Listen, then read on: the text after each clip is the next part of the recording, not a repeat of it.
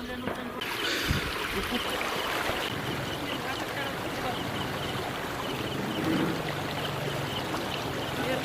माझं स्वतःचं घर आहे. माझं नाव आहे संतोष शिवाजीराव बोबडे.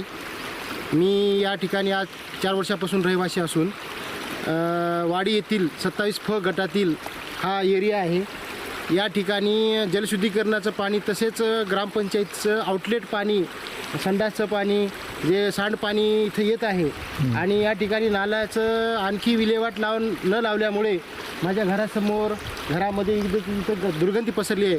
मोठमोठे साप, अनेक जनावरं इथे येत आहेत. मच्छर, डेंग्यूचे परिणाम होण्याची शक्यता आहे. मुलगा आहे 12वीला, त्याला शिक्षणासाठी मच्छराने आता अभ्यास करायला खूप त्याला अडचण निर्माण होत आहे. या ठिकाणी प्रशासन किंवा ग्रामपंचायत दखल घेत नाही आहेत, तरी आपण यासाठी काहीतरी सोय करावी ही माझी विनंती. सूर्यानगर सर्वे नंबर 27F वाडी बुजुर्ग येथे हे नाला आहे. हे नाला आतापर्यंत आम्ही खूप वेळेस यांच्यावर पाठपुरावा केला. ग्रामसेवकाकडे गेल्या, सरपंचाकडे गेल्या, महानगरपालिकेत गेल्या की बाई नाल्याचं काही ते विल्हेवाट लावा.